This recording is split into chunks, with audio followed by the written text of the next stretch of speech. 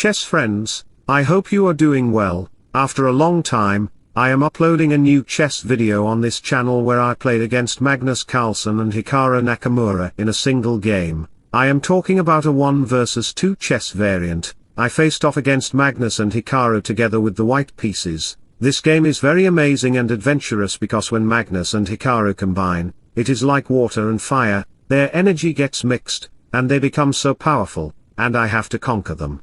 So let's get started without wasting any time. I started the game with d4, Magnus wants to play d5, and also c5 is possible, but Hikaru played knight f6, Magnus agreed with it, we have c4, and in this position, playing c6 could be an option, but they chose to consider e6, we have knight f3 and bishop b4 check on the next move, we follow with knight d2, and Hikaru considers d5 or d6, and playing a5 and b6 is also possible. Magnus chose the move a5, I mean, it is an opening move, not necessarily the best move.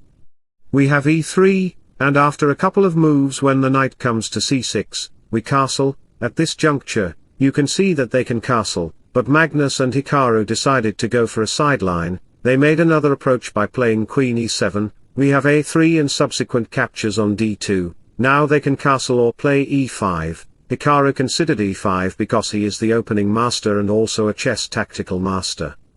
The point is that after the exchanges, I will consider queen c2, getting this diagonal. After they castle, we have b3 and bishop b2, the point is crystal clear, my bishop pair will dominate the diagonal to attack along the king side. Also, I will get the open f-file after playing f4 if I get the opportunity, that's my plan. Going back to the reason, I didn't capture the pawn on e5 because I am not foolish like other humans, no matter if they are gang masters or playing with their buddies, I just played d5, forcing them to think about where the knight should go. Hikaru was thinking of considering knight b8, but Magnus said, wait my chilly Hikaru brother, I have a dangerous plan, let me play e4, attacking the bishop, and the pawn is also well protected by the knight. Now they created an outpost on the e5 square. Analyzing this position, you can see that the e4 pawn has significant pressure from the knight and bishop, so far, so good. Let me consider h3 to prevent any sort of knight attack. We have knight d7 b3 followed by c6 to invade the center, that's what they played in the game. They are very naughty, just doing center exchanges and trying to exchange all the pieces. I have to ignore their threat and make the position winnable for me. Magnus played b5 more fluently, and we have f3 and subsequent captures. Now the point is very clear, my pawn gets an open way to consider e4 and e5 in the following moves, that is my pawn strategy. We have knight e5 and rook f1, they reposition their knight to the g6 square. You can see that the bishop is making a significant diagonal problem along this diagonal, that's the reason why another bishop is joining the pressure. Also, the rook has the invasion, that's why they just moved their knight back. It's good that they are trying to protect their kingside with their knights. We have queen d4, if I ever get the chance to consider queen takes g7, I will consider that to checkmate them, to test the waters of checkmating. We have bishop e7, and after rook e1, Hikaru was thinking of playing rook c8, and he also played that move, but without Magnus' approval, the move cannot be played. The game rule is that if they together approve a move, then the move can be played. But Magnus chose a5, and now Hikaru was convinced to approve that move, attacking the pawn on b3, we have e4 rook c8, and after some exchanges, we have rook e8 again to get e5, after subsequent moves.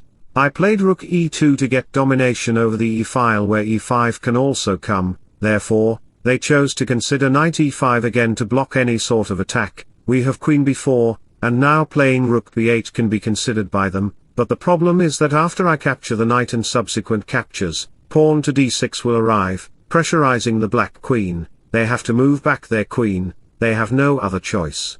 I am just showing you the alternative variation where rook f2 can also arrive to attack the f7 pawn, the position would continue like that.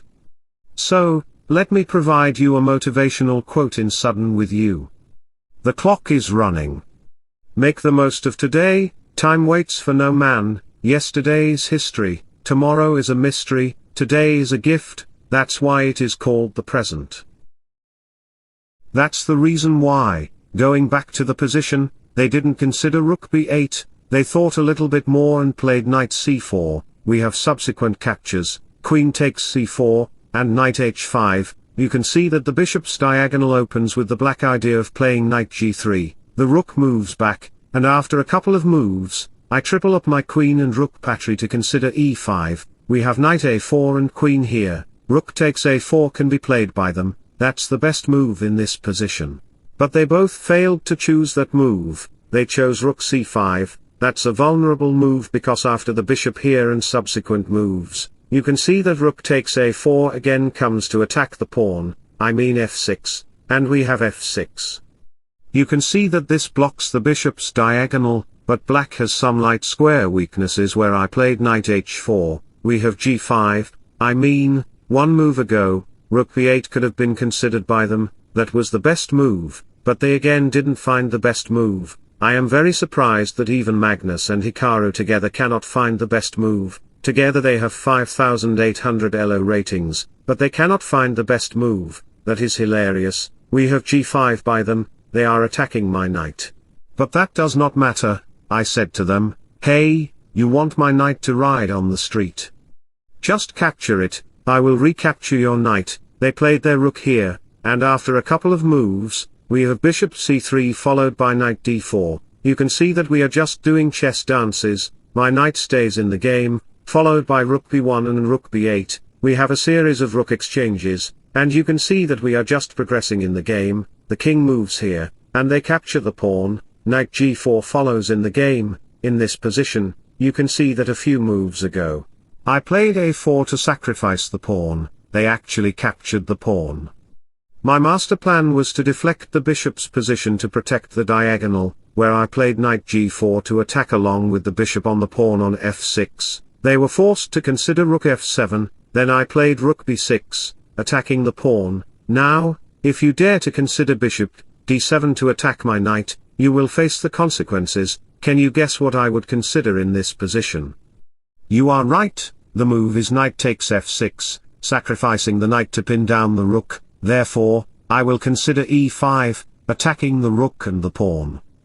The point is that if you dare to capture the pawn on e5, after bishop takes e5, your rook will be gone, your rook will be hospitalized, and the position will be just over for you. Even if you dare to consider moving the rook back to f7, I will consider e6, a discovered check to the king, and you will lose the rook anyway.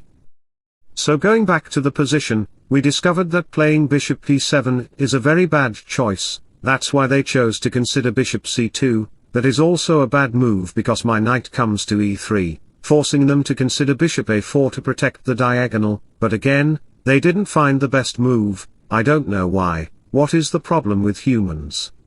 Even if they play a game of chess together, they still cannot conquer chess engines, their intelligence remains the same, they played bishop d3, a very bad choice, and they both agreed on that move, I don't know why, don't ask me any questions, I am not a referee of this chess variant game, we have g3 to attack the knight, and as the knight moves, we have knight f5 check, and you can see that on the next move, I will pick up their bishop, that's what I played in the game, at the end of the day.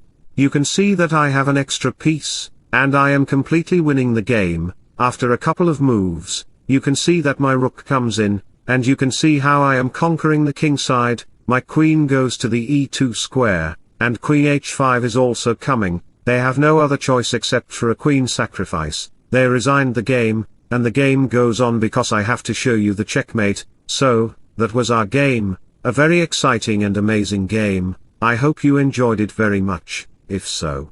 Then don't forget to like and subscribe to my channel, wishing you all the best, bye bye, take care, see you soon.